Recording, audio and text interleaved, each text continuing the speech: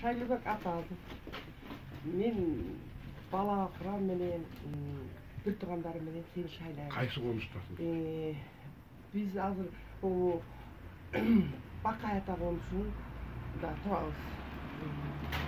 Sizge sizdin işlep ketişinizde Kırgızdın jakşı insanlığı, jakşı ruhlarını atkazırsanızda biz işemeyiz.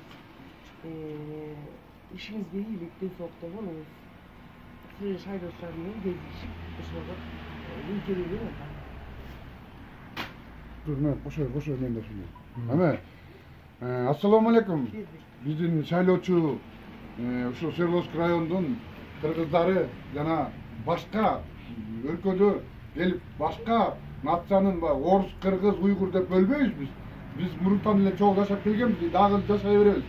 Ошон үчүн бүгүнкү могу боло турган ситуациялар ушу Свердловск районундагы шайлоочулар. Мен шайлоочунун бирөөнүн айтып кетейин, калган атын атасам баягы туура эмес келип калабы дегендей эле. Баарын аттан өткүлө деп ойлойбуз. А бирок ушунун ичинен Шайлыбек Атасовдун кылып аткан эмгегин 3 айлык мурунку иштеген, азыркы кылып аткан эмгегин, азыркы угуп аткан силердин берген программасын баягы ошол программа жөнүндө жакшылап түшүнүктүү алып туруп, анан биз баягы мындай кылбайбыз да, Шайлыбек Атасов гана чуркап эле анан Шайлыбек Атасов дебейбиз. Бүтүндөй кыргыз мамлекетинин ичиндеги боло турган ушундай иштей турган балдарды алып келип туруп, ушу парламентке алып келсек, эртең ушу парламентти расформа кыла турган балдар ушунда. Ушулар мынакей.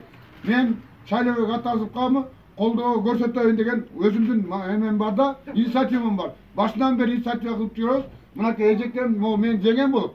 Бул жеңем азыр эртеңки боло турган шайлоого Кудай буйрса Шайлыбек Атасовду шайлайбыз деген баягы өзүнүн баягы жүрөктө чыга турган мамилелер бар экен да, бияктын көп тургундар ушундай экен да. Шайлыбек Атасовду шайлайбыз дегендер.